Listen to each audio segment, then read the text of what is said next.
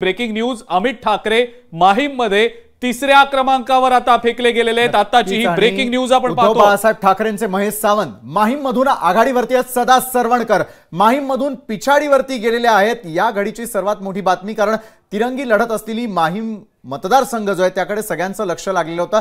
प्रतिष्ठेची लढाई त्या ठिकाणी पार पडताना दिसत होती, मात्र राजकीय चुरसही पाहायला मिळाली की कशा प्रकारे पक्ष हे कुणाच्या बाजूने असतात, कुणाच्या बाजूने नसतात। बारामतीमधून देखील मोठी बातमी, अजित पवार या घडीला 11,174 मतांनी आघाडीवरती आहे। युगेंद्र पवार बारामतीमधून पिछाडीवरती आहे। मात्र अजिंक्य गेम चेंजर ठरणाऱ्या काही गोष्टी त्याविषयी आता चर्चा मला अपेक्षित आहे। अजिंक्य गेम चेंजर काय ठरलं या सगळ्या विधानसभा निवडणुकीमध्ये, तर ते कदाचित लाडकी बहीण योजना ठरली की काय असं दिसतंय। महिला मतदारांनी जो प्रतिसाद महायुतीच्या बाजूने दिलाय त्याची ही परिणती आहे का, त्याचं सविस्तर विश्लेषण आपण करूया।